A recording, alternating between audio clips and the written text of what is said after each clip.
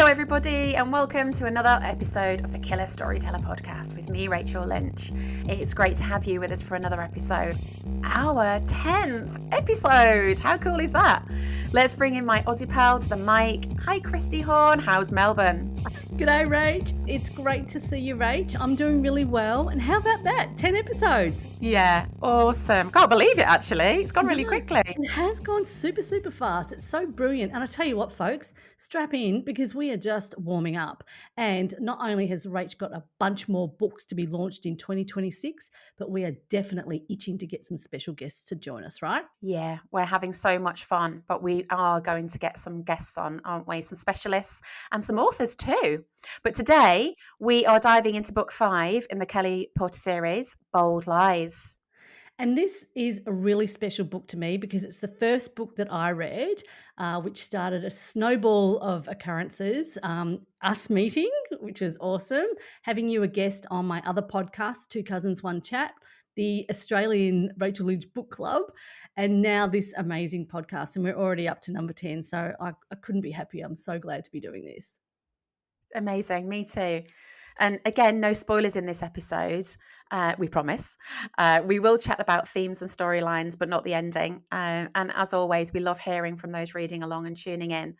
So if you're up for it, send us a note. It'd be great to hear from you wherever you are and wherever you're up to. So as usual, we are just going to do a little quick intro on the book. Just to put it into some context in the series. It was written and published way back in 2019. I wrote some of this in the Lake District on a research trip to Derwent Water. Derwent Water is of Swallows and Amazons fame. Beautiful, beautiful lake with Keswick at its northern tip, overlooked by the incredible Skiddaw Mountain. Took me about 2 months. It was quite a quick one. It was really bursting out of me to get onto the page. Main theme of the book is corruption in Big Pharma, which is one of my favourite topics. I love following conspiracy theories and this whole idea that Big Pharma is full of, billionaire, corruption and that sort of thing is I find really fascinating. In fact, I actually revisit this theme a little bit in number 13, which is out next year. Season, it's late spring, so it's actually before the peak season gets going, so it's nice and quiet, which makes it a bit more sort of sinister. All the boats are being repaired in the boat shed. Everybody's getting ready for the summer season. Yeah, That's interesting. So this was written before COVID.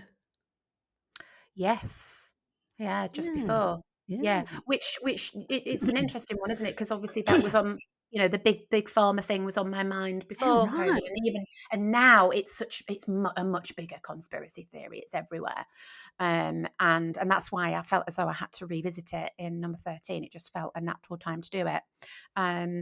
But I just think that the whole world of conspiracy and corruption lends itself to crime beautifully. Yeah, definitely. It's great storylines there.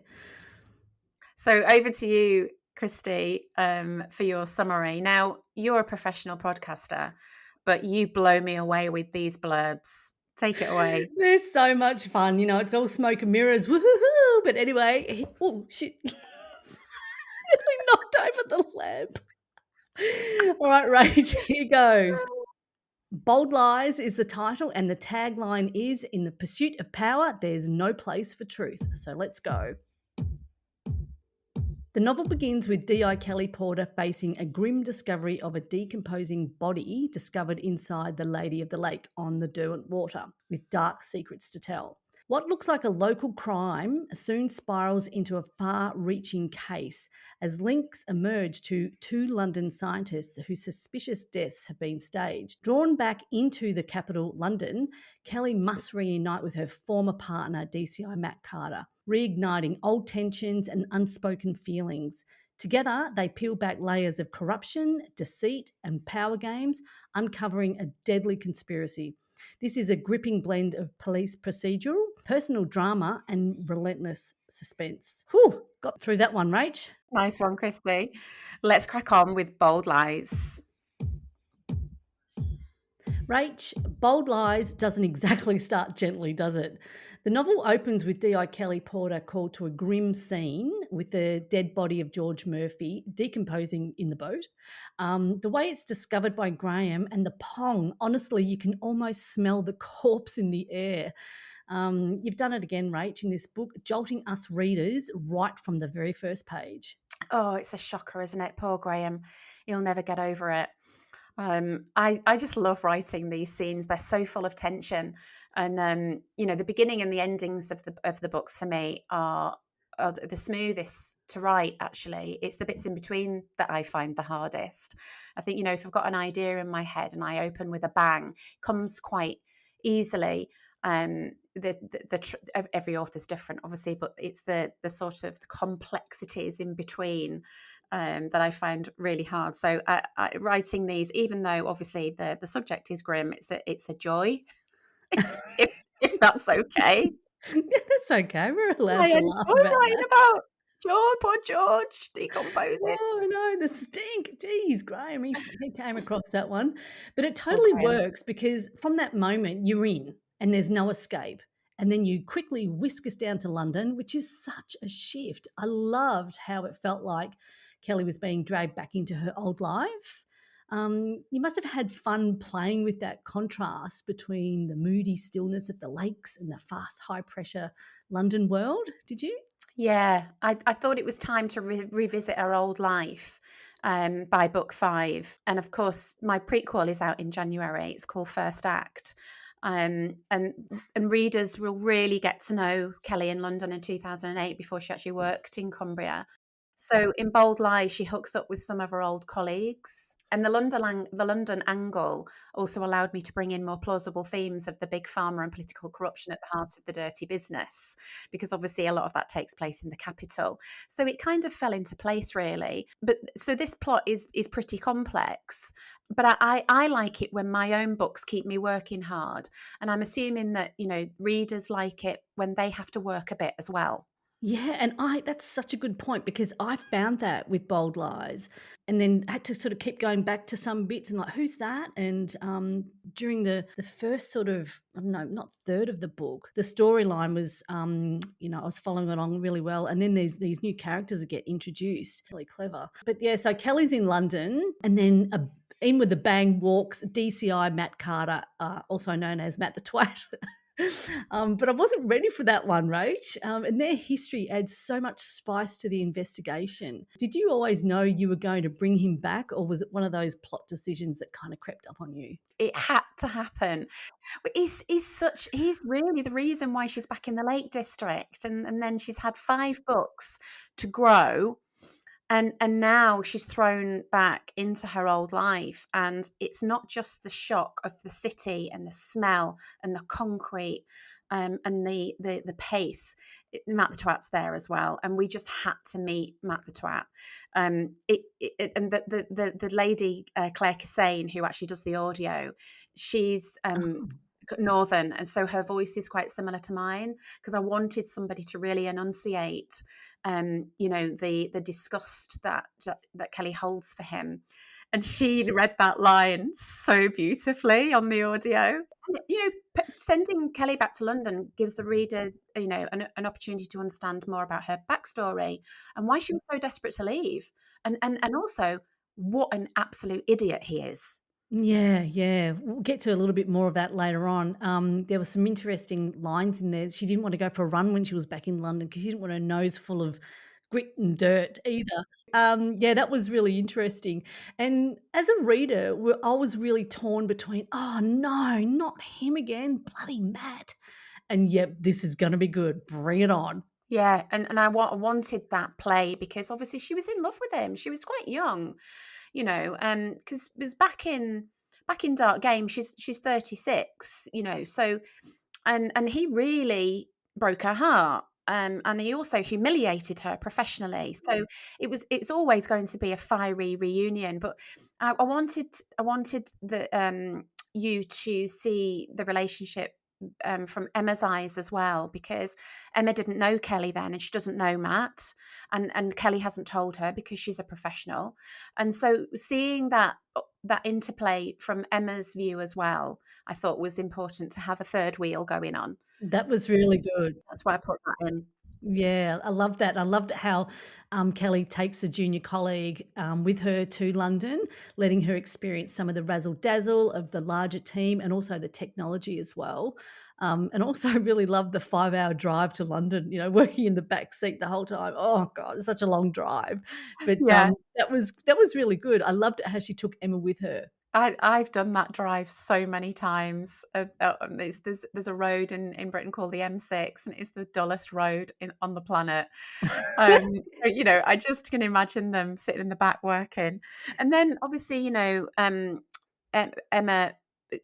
going to London and, like you say, seeing all the processes. The slick operation of the Met. Because it's not like any other police force in Britain.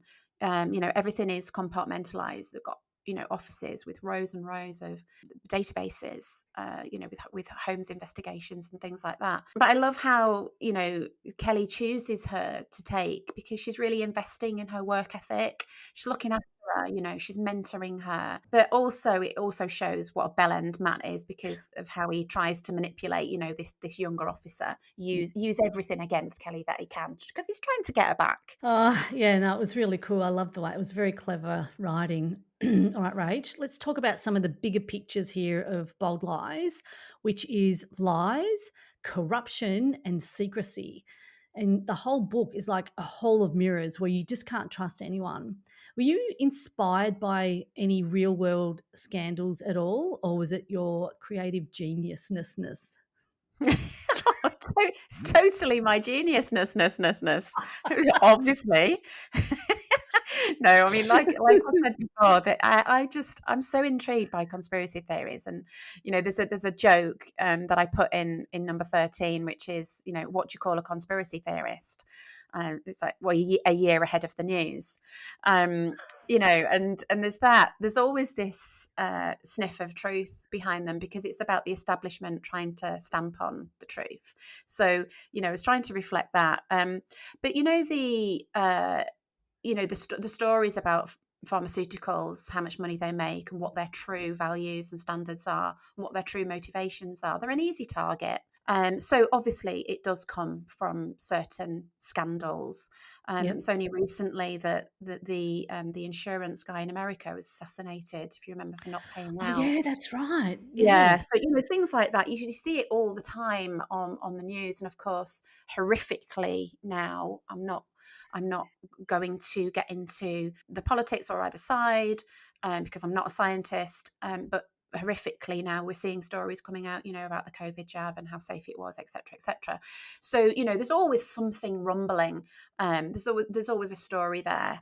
So that's what inspired it, really. But what I wanted to do was sort of juxtapose that with the truly good people who work for these huge companies, like George, like Mike, like Emily, like Alex, the scientists, Yeah. um, and contrast that with the super wealthy board members like Tooting, who have no principles. And I loved playing with that. Did you Yeah. like that element of it? Yeah, I did, and we get to Philip Tooting a little bit later on, but, yeah, I did love that, and I love that foursome. It was only a short bit in the very beginning of the book until, some of the things happened in the book, but, yeah, I did love that. I thought it was really good. Oh, poor Alex. I liked Alex. He was one of my favorites. Oh, I know. Yeah, but I reckon that's what makes it so unnerving, Rage. These people look respectable, successful, they're polished, but underneath it's not.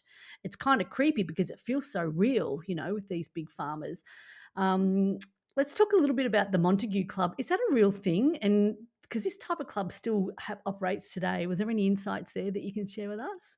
Yeah. So at the time I wrote this, I was part of a mentoring scheme, a local community outreach, and so basically, I went on a course, and then it matched me with somebody in the community who was maybe a bit lonely, or maybe struggling with anything really. Like getting their shopping, or that sort of Mhm. thing. And so I was matched with an incredible lady who was actually in her 90s, and she used to live in Berkeley Square, near Berkeley Square, in Belgravia in London. And the stories what she told me about London, because she was obviously born in the 1920s. So the story of her life, and that kind of, that type of wealth, in that area, and possibly what it might be masking, really sort of fired something up in my imagination. So that's what inspired the location. But these clubs, absolutely, they're Mm, everywhere. That's where these deals are done. That's where business is done. That's where these memberships are handed out as freebies, as backhanders right. to high level civil servants, politicians.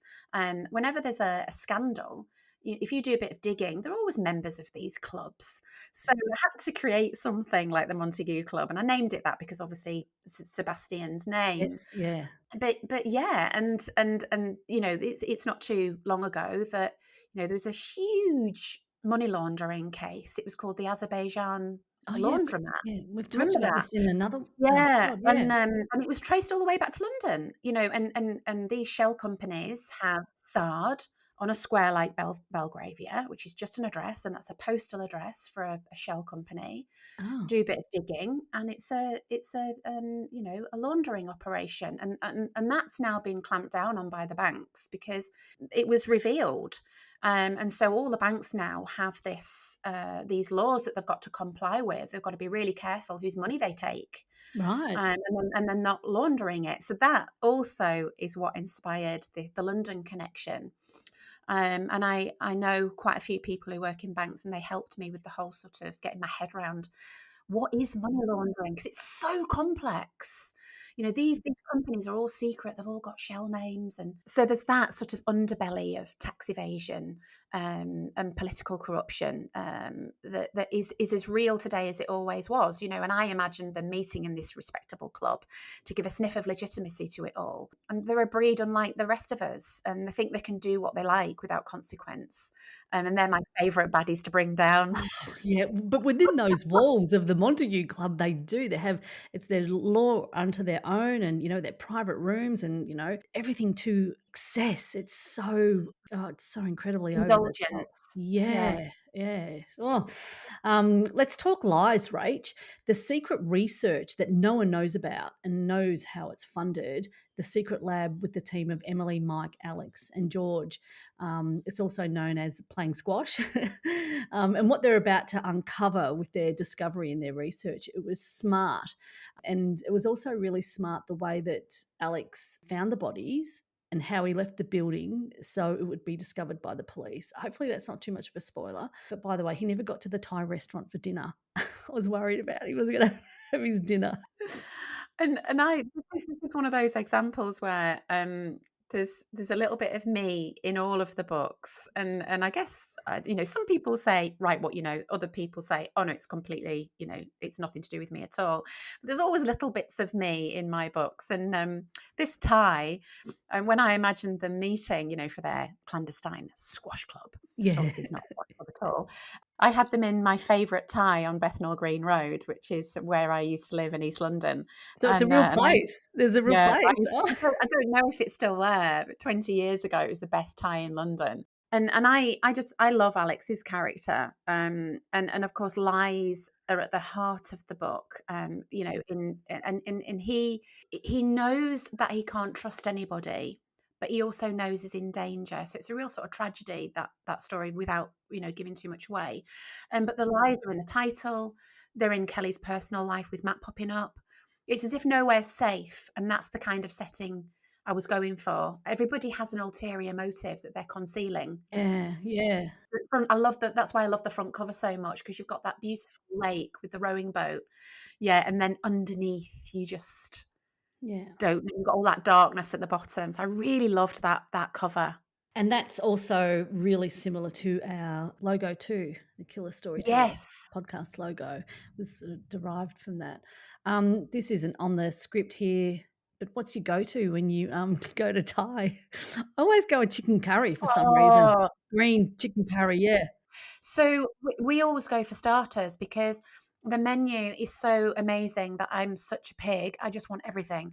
So we go for the chicken wings, we go for the satay, we go Yum. for the little bits, and then we normally have a pad thai, a prawn Oh pad thai. god, yeah, It yum. reminds us Oh. of Thailand.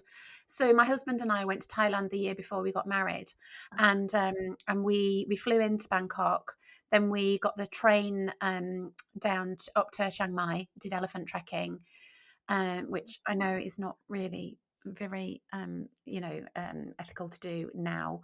In those days, it wasn't really on people's minds. I'm so glad that it's been flagged up now. I jumped over a snake and ate a jungle curry on a hut on stilts because they had loads of cobras. And Oh my then god. we flew to Koh Samui and Oh, stayed in a beautiful. chalet and ate green curry until we popped. Oh, Yeah. so good. We've just been Oh, overseas as well, and we've had, I tried to eat as much nasi goreng and char kway teow as oh, possible. It's my favourite. Anything with noodles, I could just die. oh, amazing, and that is on my list. I mean, you absolutely love Malaysia, don't you? Oh, it Which was is so, so yeah. good, yeah. Alrighty, now that we've talked about food, I'm getting really hungry, right? Thank you very much. Alright, so for Kelly, she's right in the middle of it. She's in the London office working with Matt and trying to piece how it all fits together and figure out who she can actually trust. And in fact, she's hiding information and not putting stuff into homes, or she's putting limited stuff in there to try and flush out an informant. That's a really interesting bit in the book that comes out quite later like that. That was interesting, mate, wasn't it? I think she's trying to prove herself all over again, isn't she? Because she's with Matt, and you can feel her wobble. He really tests her confidence, doesn't he? He really knocks her confidence all over again. He doesn't quite manage it because she's a lot stronger now. She's had that time in the Lake District now, and she's finding herself. But because of when her reputation was damaged, so this is a real opportunity to redeem herself, and her processes are absolutely second to none. It doesn't matter about all the technology in the Met. It's her nose, isn't it, that's the important thing. Yeah, and there's a bit in the book, I can't remember what page it is, but, in her internal monologue, she's like, "Oh, actually, we work really well together here." She's glad that she doesn't work with him anymore, but there was glimmers of that as well, Yeah. wasn't there, when she was kind of like going, "Oh, we did actually work really well together," and they do in this case. Yeah, because 'cause they're both good operators, yeah. We've talked about this a lot, but she's grown so much since book 1. But in Bold Lies, she is really pushed to the max, and we read that when she comes back to the lakes and she's on the verge of crying in some parts. Was that part of the plan to test her judgment and her relationships even more, Rach? Yeah, totally. She's at a real crossroads. And it was as if this test was always coming. You can feel the tension of her being back in London to do a job, which she does. And then she releases it when she comes back home, which is a nice touch because obviously Johnny's there, waiting. It's a bit like a coming of age edition to the series, where she finds out where she truly belongs. Yeah, And that's right. I quite liked that vulnerable side of her. It was really obvious. And then when she did go back home and how she felt, and there's a scene coming up that we're gonna talk about in a sec, but it was sort of like, "No, this is where I'm meant to be." Yep, she knew that. Yeah, So, it illustrated how strong she is, but she's not invincible. So she gets knocked around emotionally, but she keeps on going, doesn't she? yeah, yeah. I really like that about her. All right, Rach, I want to pick your brain about the science angle in this book. And you know, I love like whatever sciencey stuff you put in, I always try and figure out something really cool to chat about in the podcast. In this book, the expertly wiped labs, the staged deaths, the whole thing was really clinical and chilling. I want to understand what kind of research did you stumble into around this time? And was there anything that you kind of thought, oh, that's going to freak my audience out? And you found it. So there was one thing that freaked me out, and that was a dead chimpanzee in the river. That was a good touch, wasn't it? Yeah, what do you reckon? Well, I live in North Hertfordshire, which is north of London, and it's near Cambridgeshire, and it is the English capital of science. And we have loads of sciencey people that live around here and work around here because this is where a lot of the big labs are, like GlaxoSmithKline, Roche, huge global companies, pharmaceuticals, ironically. And I interviewed a really good friend of mine who works in one of them nearby. And he explained the whole process to me. So, what it's like inside a lab, what they wear, what they do, how they take, a drug from that plant in South America and then, work 10 years on it and spend £1 billion on one drug and how it gets to the market. It was just so fascinating talking to him. So, with each book, I get to pick the brains of a new, really extraordinary person. How Um, fantastic is that? yeah. Your brain must be bursting with stuff. It is, right? Oh, yeah, all the time. My fingers just don't work fast enough.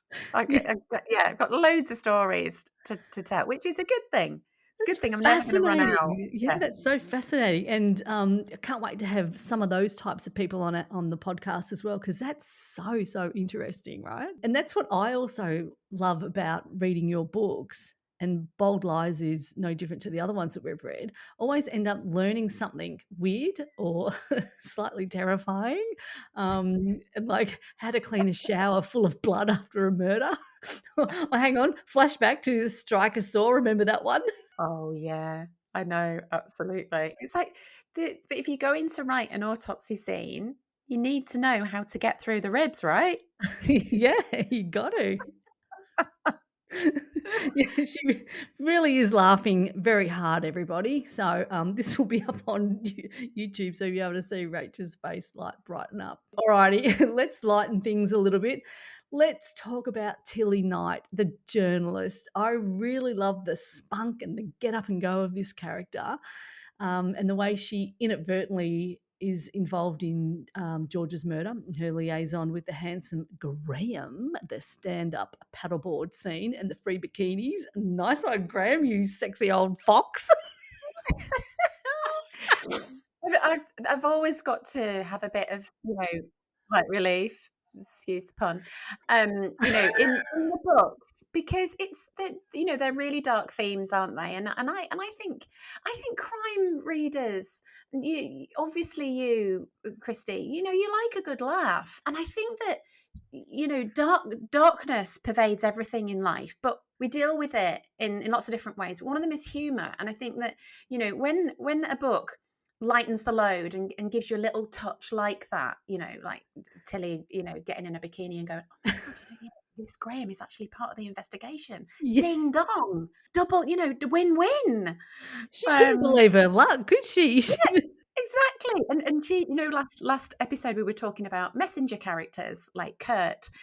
Tilly is one of those messenger characters. She's the one who keeps digging and moving things forward. So she's a real useful character to bring in. And I like to bring in those characters, different ones every time I that pop love up. They that. might be a Yeah. journalist, an expert, or something to move the story forward in a plausible way. So yeah, I love that. And I love that side relationship with Graham. And I love that it's really plausible as well that, most people know each other in those small towns in the Lake District. So Johnny and Graham know each other.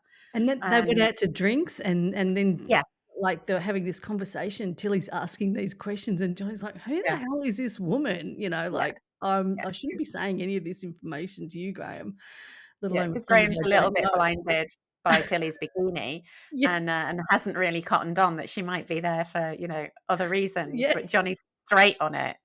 Oh, he's totally on it.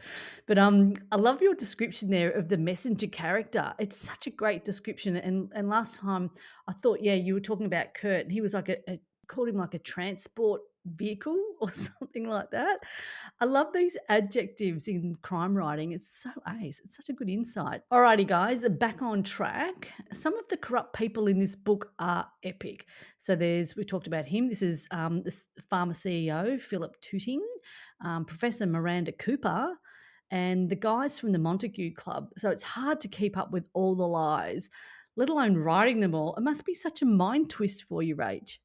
I think I choose complex plots because it keeps me entertained. And one of somebody actually described my books as standing at the top of the stairs and unraveling a ball of wool down the stairs, and as it unravels, everything, becomes clear. And I really like that. It's such a compliment, because that's exactly what I'm trying to do.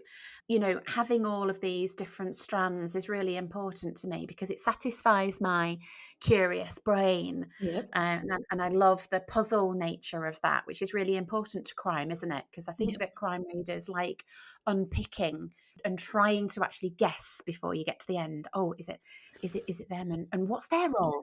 Yeah. And so that's a really satisfying part of crime You don't want it to writing, be I think. too obvious either. No, There's so those all those shock factors that, come yeah. into it.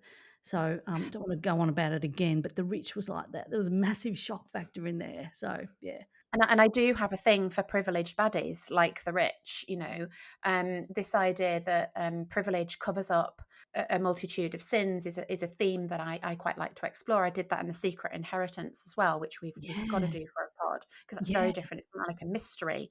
Yeah. Um, and there's so many pampered pricks in this, like Sebastian Montague Rowland. I mean, you just need to read his name to know what he's like. And you're Yeah. right. His huge ego. He's just begging to be knocked down. So I do. You're welcome. Philip Keating, classic CEO who bought his position rather than earned it. I'm not slating all CEOs there. It's a classic sort of stereotype of that sort of corrupt class, isn't it? Yeah. Christopher Slater. We had to have a government worker in there, somebody who was bought off, Yep. which was important for the story. So he works for the British government at DEFRA, which is the farming and the environmental agency, and he's as dodgy as they come. He sold his soul to the devil years ago. And then you've got Dame Charlotte at the Home Office, because we Yep. need some legitimacy in there. And it's giving me sudden death vibes, number 10, where, with the helicopter crash, and you've got a Oh, I politician haven't in read there, it. and you've got, you haven't Oh, got there yet. Right. Okay. So that no. will give you Bold Lies vibes. Right, And okay. yeah, and then you've got the Colonel, because we needed a little bit of a military angle in there. Oh, Benjamin yeah. Dansford, who is a bit of a flake. They've all sold their souls for the money to the devil and for self gain. And I really hope that you enjoyed their downfalls as much as I did writing them. Oh, yeah, and, they love their red wine too at the Montague Club. Their I think cigars. I think Ben, the Colonel, he's drinking it for breakfast, lunch, and dinner. You know? Oh god, they're so good. And this book, we were saying, was written in 2019, and now we're recording the podcast. Rach, does it take you back to that time?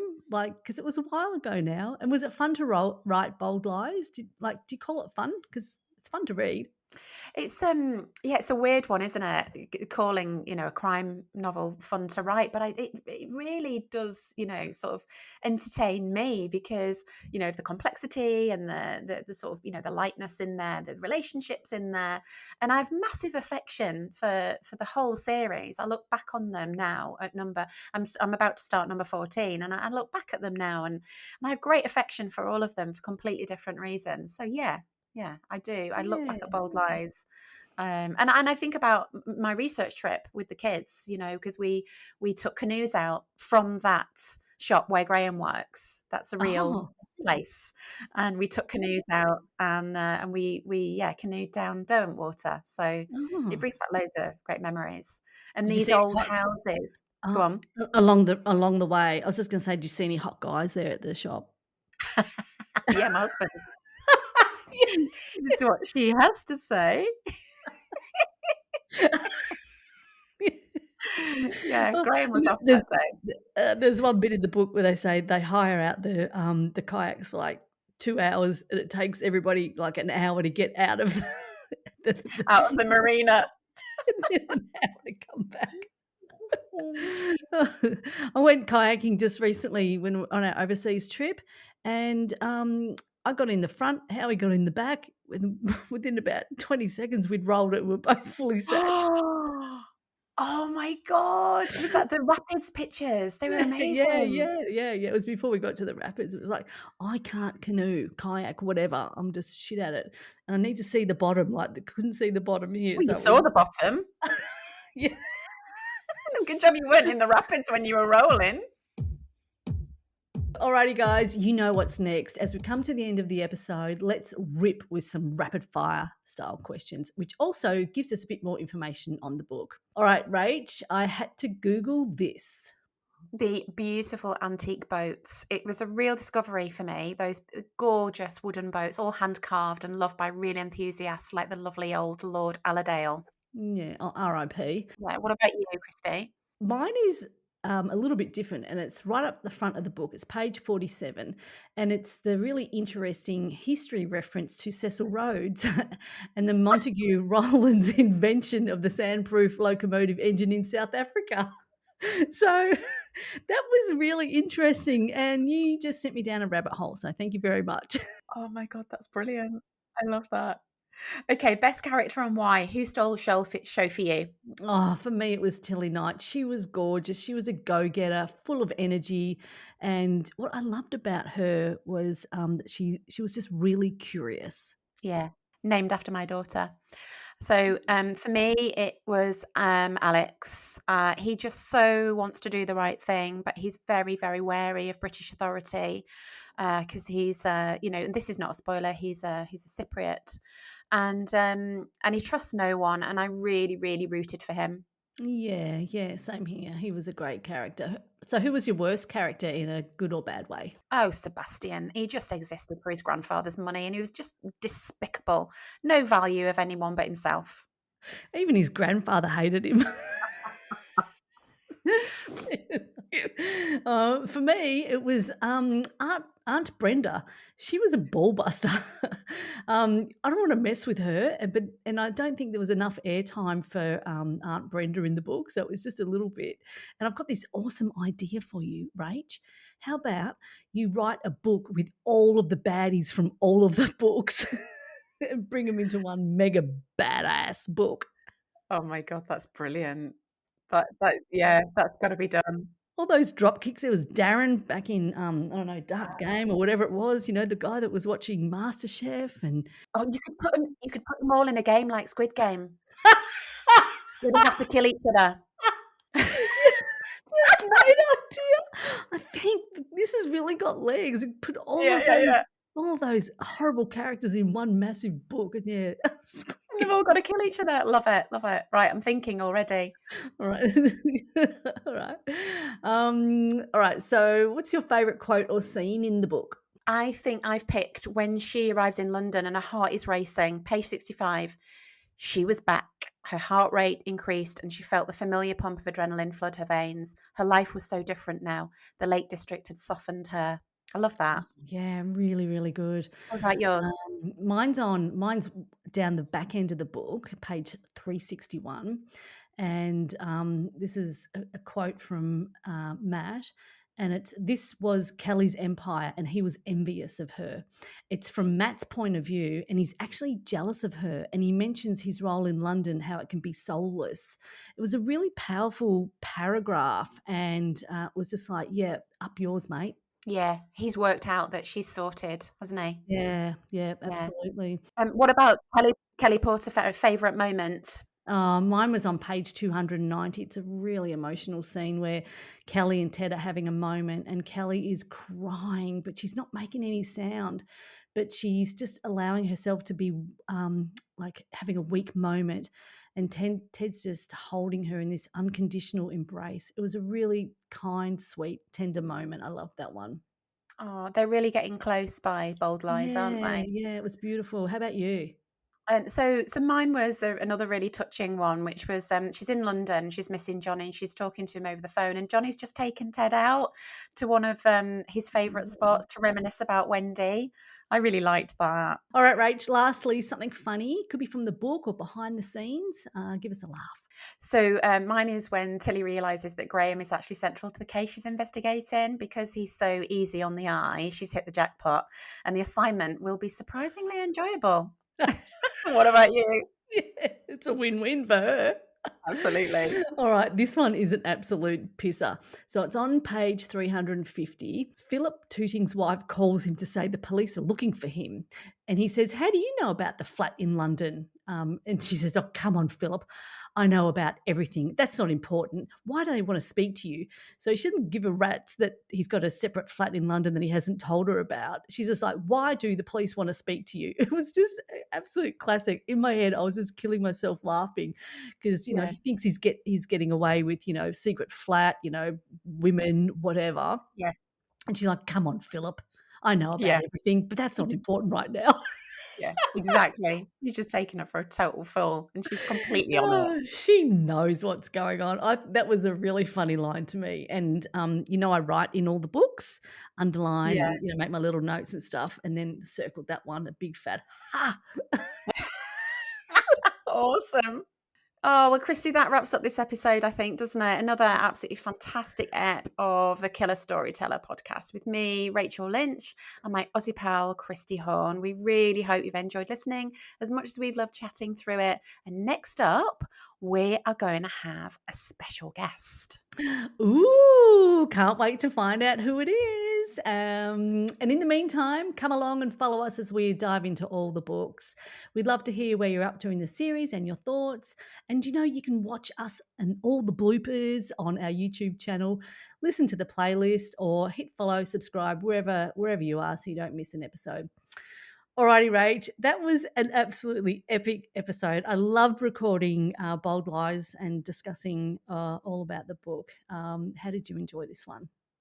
I loved it. And also, Christy, because it was the book that brought us together. So it was really, really special. A couple of years ago when I got that message out of the blue from you and Ben saying, hi, we've read your book. Would you like to come on our podcast and talk about it, to where we are now? So it was really, really special. I loved it. Yeah. And this book has been read by so many people, Rach. Let me just show you before we hang up. Everybody who's read it has written in the front. Oh, and this is the club. Yeah, this is what started the Rachel Lynch one book club, but now we've got like the whole suite. So yeah, everybody who has read it has put their initials in it, and so it goes over the page. So lots of people have read this book. Well, big love to all of those people. Thank you. Alrighty, guys, that's it for now. We're over and out. We'll see you next time on the Killer Storyteller podcast. See you later. Bye.